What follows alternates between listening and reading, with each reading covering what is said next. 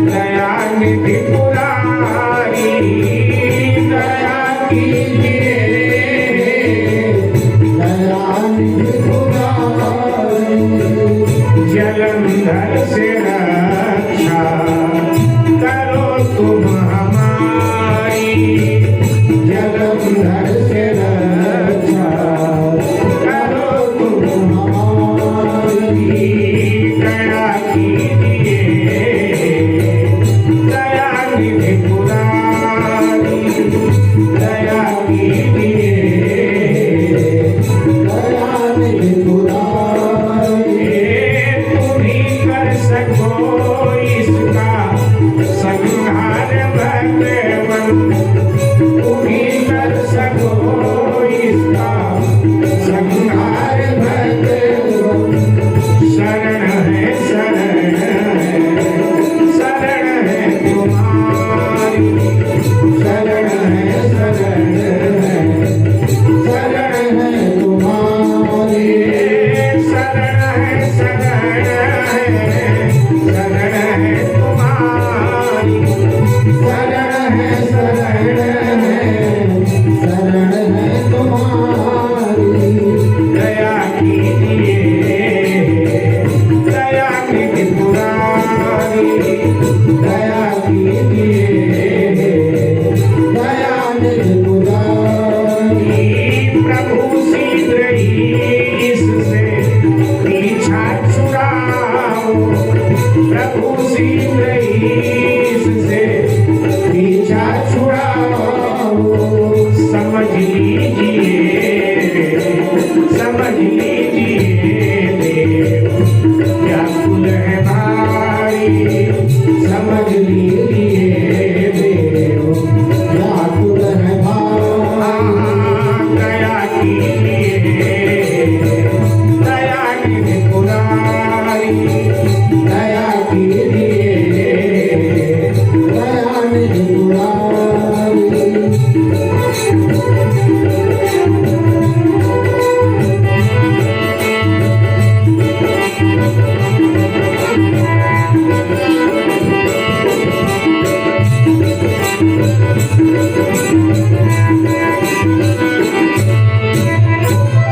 भगवान शंकर ने कहा देवताओं, शत्रुता जलंधर से तुम्हारी है और आकर हमसे कह रहे हो तुम युद्ध करो।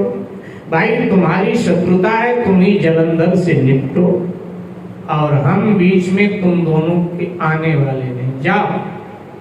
देवता कैलाश से नीचे उतर रहे थे बड़े उदास, और इधर से देवर्षि नारद जी महाराज श्रीमन नारायण गाते हुए शिव दर्शन के लिए ऊपर चढ़ रहे थे कैलाश पहाड़। देवताओं से मुलाकात हुई, नारद जी ने उदास देखा, देवताओं को कारण जानना चाहा। देवताओं ने कारण बताया। बोले शिव जी से मदद मांगने गए थे। बोले क्या कहा? बोले शंकर जी ने कहा कि हमारी जलंधर की कोई शत्रुता नहीं है, तो हम क्यों युद्ध करें? नारद जी ने कहा शंकर जी के पास क्या करने गए तुम लोग? हमारे पास आते, हम तुम्हारा काम कर देते।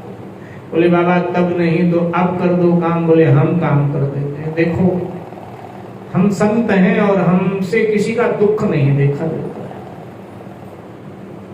शिव दर्शन करने अब हम बाद में जाए, भोलेनाथ का दर्शन बाद में करें, पहले हम तुम्हारा काम करें, क्योंकि हमें बड़ी दया आ रही है।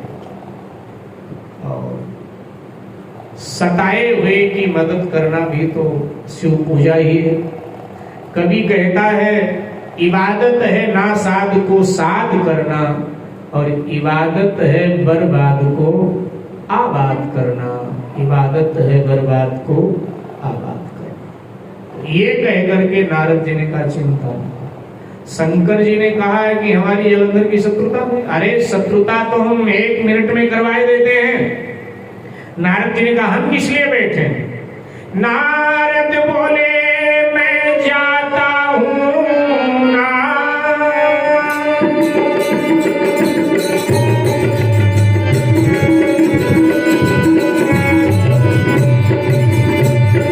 नारद बोले मैं जाता हूँ ना,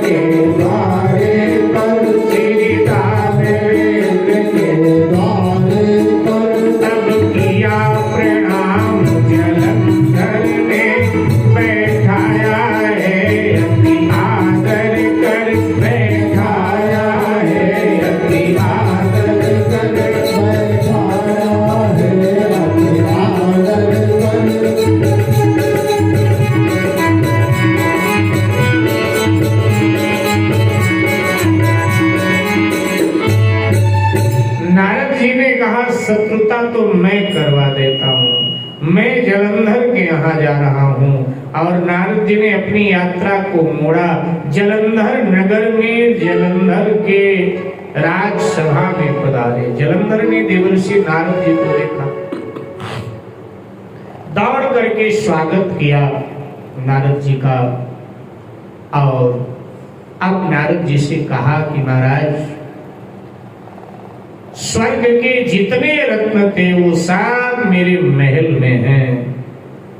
आप जरा हमारे महल में घूमकर दृष्टि दौड़ा कर देखो तो कुछ कमी है। नारद जी ने कहा चल। नारद जी ने जलंधर के महलों में भ्रमण किया और भ्रमण करके जब दरबार में आए तो उदास हो। जलंधर ने कहा महाराज उदास क्यों? नारद जी ने कहा देखो राजन, अनिवार्य रत्न जो एक राजा के पास होना ही चाहिए वो तुम्हारे पास नहीं है। तो जितने रत्न हैं सब बेकार। सुना तो क्या राजा के पास कौन सा रत्न अनिवार्य रूप से होना जरूरी है? तो कहा देखो राजा के पास नारी रत्न होना जरूरी है। तुम्हारे पास नारी रत्न नहीं। जगत में नारी रत्न की नारी रत्न है। क्यों महाराज? हमारी वृंदा नारी रत्न नहीं है। नारद जी का तुम्हारी वृंदा खाक है नारी रत्न। तुमको ज्यादा मालूम है, मुझको मालूम है। अखिल ब्रह्मांड में मैं घुमा करता हूं और देव दानव मानव गंधर्व किन्नर सभी समाज में मैं अबाध गति से आया जाया करता हूं, मुझको मालूम। तो महाराज इस समय इस ब्रह्मांड में नारी रत्न है कौन? तो कहा महाराज हिमांचल की पुत्री पार्वती नारी रत्न है। अगर वो तुम्हारे महल में आ जाए फिर तो पूर्णता आ जाए तुम्हारे जीवन में। तो कहा कि वो कहाँ है इस समय? तो कहा कैलाश पर। कैलाश पर? हाँ, शिव के पास। तो क्या विवाह हो गया? हाँ, विवाह तो हो गया। जलंधर ने कहा जब विवाह हो गया फिर क्या मतलब रहा? तो कहा नहीं, मतलब बनाओ तो मतलब बन जाए। देखो शिव हमेशा शरीर में भस्म लगाकर बैठे हुए राम राम जपते रहते हैं। मैं एक दिन गया तो पार्वती कह रही थी कि ये बाबा जी तो भजन में ही व्यस्त रहते हैं, हमारा कोई ध्यान नहीं करते हैं। आप घूमते रहते हो नारद जी, कहीं कोई घर पर मिले तो फिर बताओ, हम वहां चले जाएंगे। बस तुम अपना दूत भेज दो, शिव को संदेशा दे दो कि तुम योगी हो, शमशान की राख लगाकर बैठकर भजन करते रहते हो, तुम्हारे पास नारी का क्या काम? अपनी नारी हमारे हवाले करो। और बाबा भी बहुत परेशान है, वो पार्वती को तुम्हारे हवाले। बोला ठीक है महाराज, आपकी आज्ञा का पालन करूंगा। नारद जी मन ही मन मुस्कुराए कि मैं तो चाहता हूँ मेरी आज्ञा का पालन कर, जल्दी तेरी मौत हो। हम तो चाहते, मन ही मन नारद जी ने कहा। और आकर देवताओं से मिले, बोले चिंता न करो, भी कुछ ही घड़ी में युद्ध हो जाएगा। और राहु को इधर दूत बना करके जलंधर ने भेजा है। राहु कैलाश पर आया और कैलाश पर आकर भगवान शंकर से कहने लगा, मैं महाराज जलंधर का दूत हूँ, उन्होंने मुझे आपके पास भेजा है। आप योगी हैं, हमेशा राम नाम बैठकर जपते हैं, शमशान की विभूति शरीर पर लगाते हैं, नारी का आपके पास क्या काम? इसलिए अपनी पत्नी पार्वती मेरे हवाले करो। हमारे महाराज ने उसे बुलाया है, अपने महलों की रानी बनाएंगे। जैसे इतना कहा, भगवान शिव का रौद्र रूप हो गया, भृगुटी टेढ़ी हुई, उनके भृगुटी से कीर्ति मुख नाम का एक गण प्रकट हुआ जिसका मुख सिंह की तरह था। उसने झपट करके राहु को पकड़ लिया और शंकर जी से बोला, इसको खा लूं क्या? तो जैसे कहा खा लूं, तो राहु थर-थर कांपने लगा।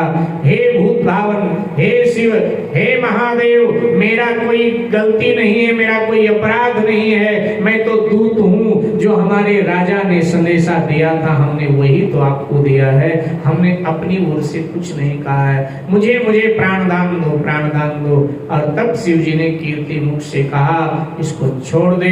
कीर्ति मुख ने राहु का पांव पकड़ करके घुमाया और इतने तीव्र गति से फेंका कि कीर्ति मुख ने जब उसको फेंका तो राहु जाकर बर्बर देश में गिरा, और जब होश आया तो आकर के जलंधर को अपनी बात बताई, जो कुछ घटना घटित हुई थी।